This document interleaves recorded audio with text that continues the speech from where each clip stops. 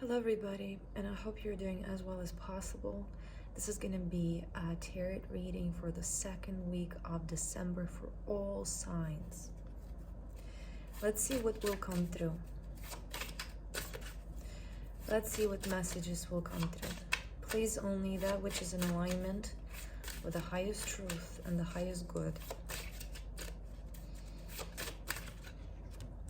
We have the Hermit upright. We have the Queen of Cups, we have the Two of Wands. So there are kind of two messages coming through with these cards. The first message is there is going to be, or there is a suggestion for us to, if we are dealing with whatever issue, and this kind of feels global. So for example, we look around and we see there are many issues with this world. There are many issues that we might have ourselves personally. This Hermit to me speaks of not trying to explain it or blame it on the external as much as this week investigating the roots of those issues within ourselves. Assuming the external is a mirror, and looking within for where am I personally might potentially resonate with this. Where am I personally creating this? How am I personally contributing to this? How this might be my creation? How can I take responsibility for this? And how can I subsequently self-empower and change something on the deep level, not just deal with the surface of issues. For example, crime, putting people in prison where they are just locked up in a extremely dysfunctional environment, is not addressing the root at all. It is a surface level treatment, if you will. So asking yourself and kind of going within and investigating if you, and this feels connected to something that you see or that you experience that you do not like. Maybe in society, for example, or judgment, for example, okay? Going within and seeing where am I doing the same. Okay, where I might be responsible for contributing to this. And also the second message that is coming through here is there's going to be this tendency of kind of coming home to yourself.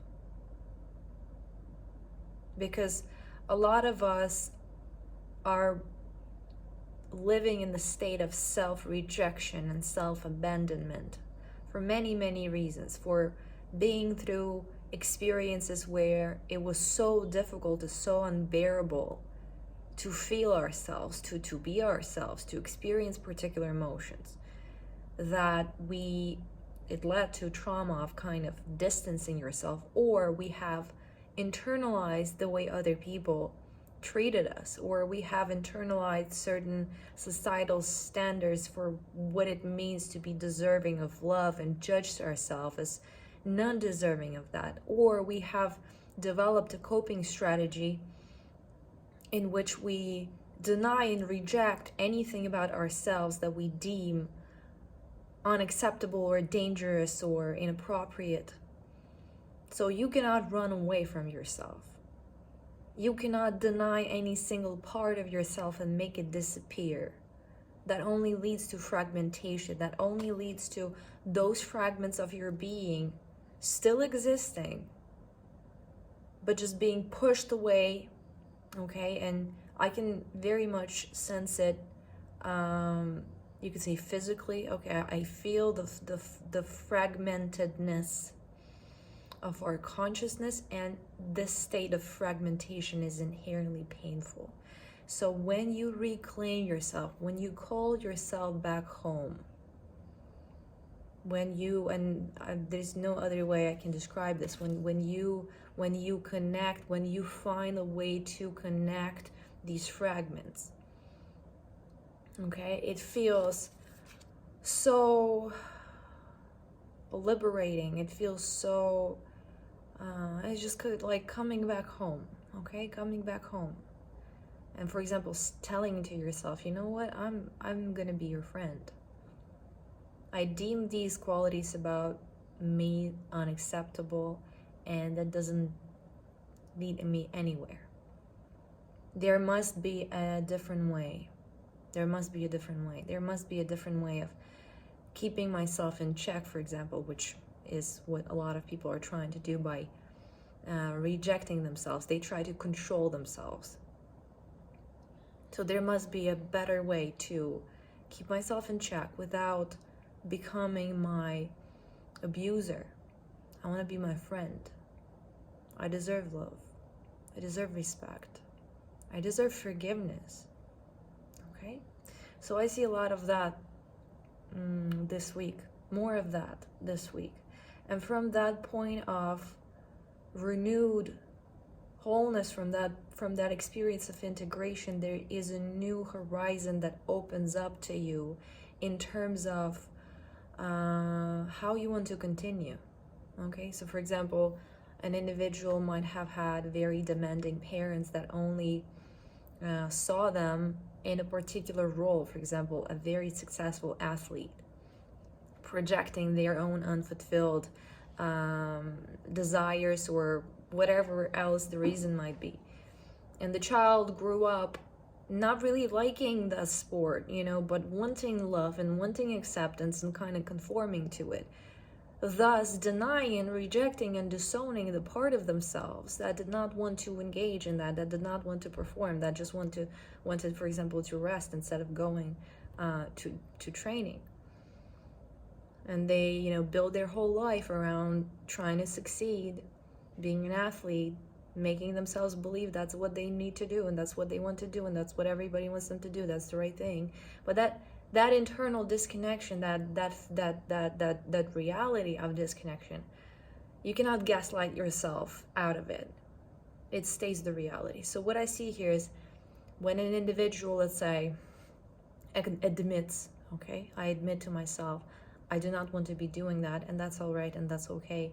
And I'm choosing me. I'm choosing, I'm choosing to value what I feel and what I think, despite the fact that other people don't, and I've been conditioned to not do it to myself. And now as that integration happens, there's a whole new horizon that opens up to them in terms of how they can build and live their life. If they are used to forcing themselves and bulldozing themselves, now after this integration, there's a whole new experience of, I don't have to do that, so what do I do now? Okay, there is a moment of reinvention of their life that becomes possible. And the whole variety of opportunity that comes as a consequence of that. We have 9 of Wands upright. So there's almost like, there's a lot of healing that I see. There is a big potential for healing this week.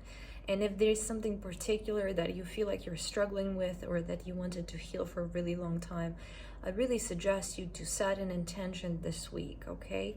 To set an intention and to ask for assistance of the world, which is a conscious, living entity, intimately interconnected, and it hears your prayer, if you will. It is you. It is your higher self. It is aware. It is living. It does respond to your intention. It does respond to your prayers, if you will, to your to what you ask. Okay, so setting that intention, directing that intention is going to be extremely beneficial, because again, it's going to direct the energy. It's going to attract, okay, the resolution. Doesn't mean things will miraculously resolve themselves this week, although they might. but there is going to be movement there. So set your intention, okay, for whatever you want to be resolved, to be healed, to be released, to be transmuted, to be transformed. Okay, set an intention for you to align with the highest expression, or with the highest option, with the highest timeline, okay, for yourself. And also set this intention for other beings if you feel so guided. There's so much suffering in this world. There's so many beings that suffer, and we are all one. Okay, so setting intention for yourself and setting intention for everybody else is, at the end of the day, setting an intention for yourself. So this is what I have for you for this week. I really hope this helped somebody. Thank you so much for watching. I send you much love. I send you much light. If you like my reading style, you can order a personal reading with me. You can find it in the link in the description box. And I will see you next weekend. Thank you so much. Bye.